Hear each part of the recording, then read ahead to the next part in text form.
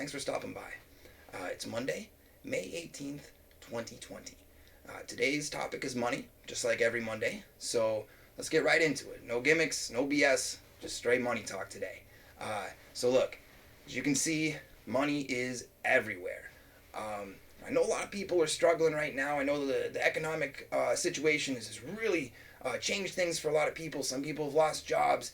They have spouses or loved ones that have lost jobs. Things are just, they're changing right now. So, a lot of people are not on as stable footing as they were maybe 6 months ago.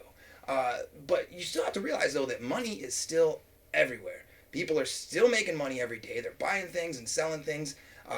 Just happening on the internet. If you had time to go on and watch a show on Netflix or go on and read something on Facebook, you definitely had time to go on the internet and make money. It does not take long, and I'm going to get into some ways of doing it towards the end of this video, but not into specific detail because there are millions of jobs you can do online. I mean, there are so many different jobs and things that you can do online to make money. So, if you've lost a job, or even if you still have a job and you want to make money on the side, you can definitely do that. Like, people get discouraged because the disparity of wealth in the world, it doesn't balance out. There's some people that have billions of dollars, and there's some people that just have hundreds or thousands of dollars.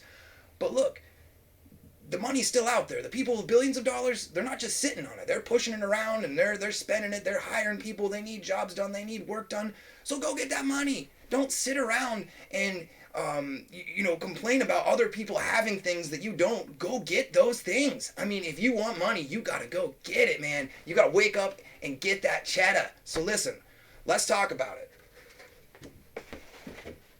Okay, this is a pretty standard formula that I've used my entire life. Now, it's different for a lot of different people. I wrote it out. It's kind of messy, but it's like as if it was just on a notebook. So, I think it's good to keep a job. If you can find a job at one of those big corporations, or you can find a job that you're okay with for 40 or 50 hours a week or whatever it is, I really think that's a positive thing if you can keep it. And I know a lot of people have lost their jobs due to economic things, and sometimes it's not always possible to get a job like that. But look, a job, an actual, real lockdown job that you have to go to every day and stuff like that, it gives you a solid paycheck each week. Most of the time they're going to give you benefits. Even if they're not much, they'll give you something. You get a dentist appointment or an eye doctor's appointment, whatever.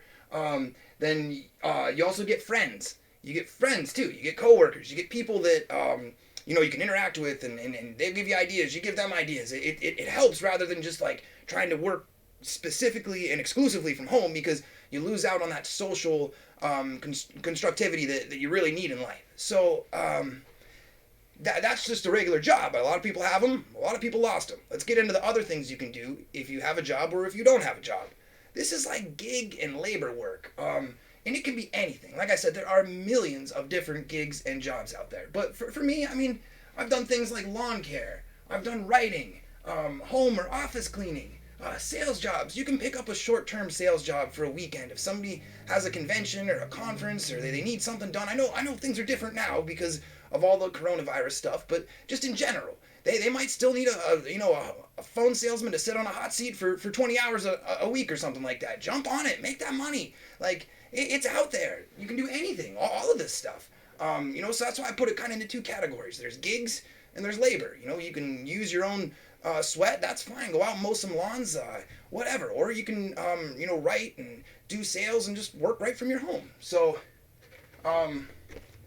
just to let you know I'm not a bullshitter here, there's three things. There's CT's big three. These are the three that I've made the most money on over the last decade. And listen, I've made hundreds of thousands of dollars doing this for myself and for other people. And listen, you can roast me, you can criticize my expertise or anything you want, but I already cashed those checks, baby. I already ate those steaks, so whatever. I did this stuff a decade ago. And I'm still doing lots of it, but these three I'm going to talk about. So let's go.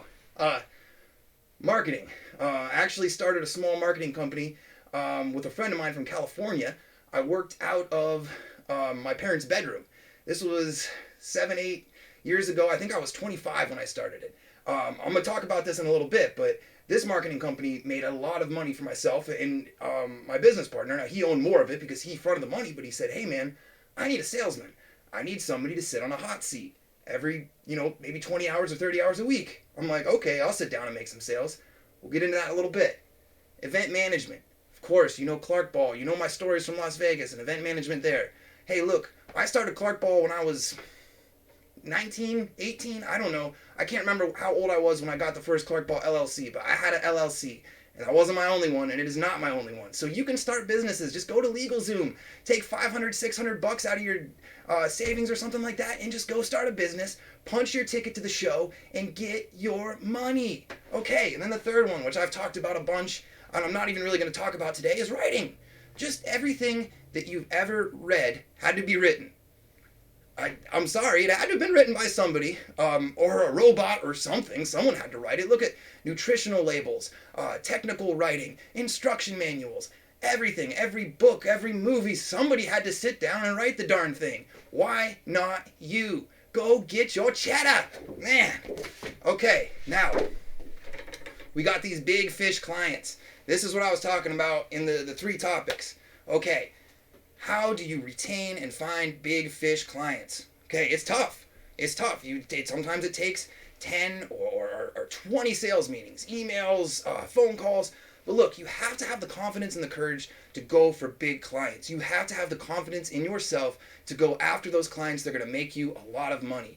Okay? Any client you have, you should nurture and you should take care of, and you should show proper customer service. But when you're out looking for clients, don't shortchange yourself. Go for the big ones. Look, okay, you can hit a lot of base hits and make your money, and that's awesome. Or you can spend a little bit of time making a lot of money. You know what I mean?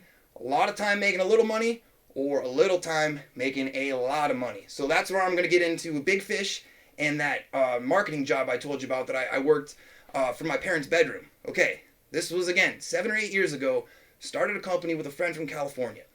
I was just doing sales, I was making a little bit of money with it. It was a pretty good thing. And then one day he calls me and says, hey, buddy, I made some money appear out of thin air today. I'm like, okay, what are you talking about? He's like, look, I got a friend who needs us to do some sales, and he wants us to help him book private charter flights.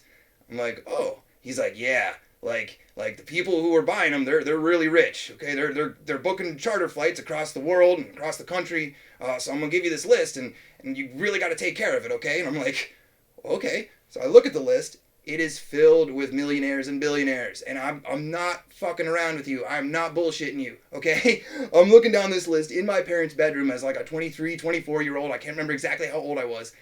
And I went to town, man. I wrote scripts. I organized everything. I had a huge whiteboard with all the flights and everything like that, and all the cities. I was just this tiny little travel agency in my parents' bedroom. I ran a phone cord from their computer downstairs, their router, all the way up to my laptop, and I got a headset so that there was no disruption, and I went to town and sold, man. Oh my gosh, I knew an opportunity when I saw it. Like, you don't get a list full of that caliber clients where you get a chance to help them book things that they are already interested in. They already want to book these charter flights and go on vacations. So if I could do that at that age and see that opportunity, anybody can. It's out there. Like, I would come downstairs at 5 or 6 o'clock at night and eat dinner with my parents, and we'd talk stuff, and I know my dad was just not believing me when I was telling him how much money I was making or how many people I was talking to or who I was talking to, but it didn't matter because, like I said, I already cashed those checks. And I remember a specific Friday night where I don't know what it was, man, I was rolling, I was just hot.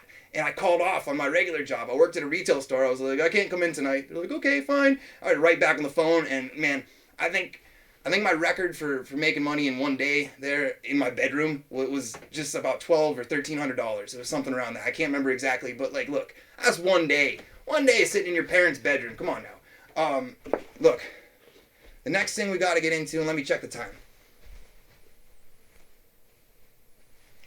Okay, got plenty of time. The next thing we need to get into is finding your selling style. Okay, this was one of the most important things for me in finding success in any type of sales gig, any type of job or marketing, event management, or writing job, is you really just have to know yourself. You just have to sit down and get to know yourself through meditation, mindfulness, writing journals, a lot of stuff, because then you can really figure out who you are and who you want to portray yourself to as the customer and what you want to deliver to the customer. You have to find out what can I bring to the customer? What type of value do I have for my clients.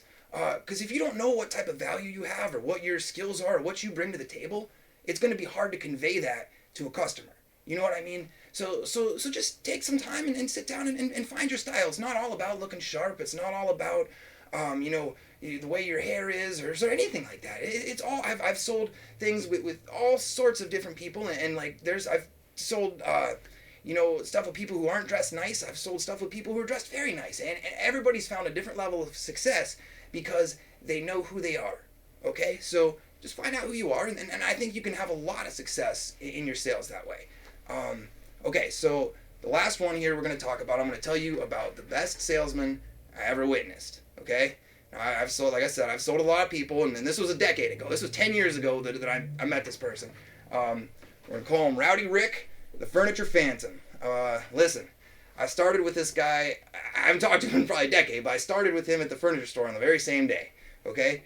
We walked in, and we were training on the same day, and he sits down next to me, and he goes, "Yeah, I've been selling furniture for years. Oh, man, I used to make over $120,000 a year selling it back in the 90s. And he just starts tearing into how good he is at selling furniture. And I'm like, okay, man, like, I don't know anything about furniture. Like, I just told him, I was like, I don't know anything about furniture, dude. I just got this job. I'm going to try and sell. Like, that's great that you made so much money. I hope that I make that much someday.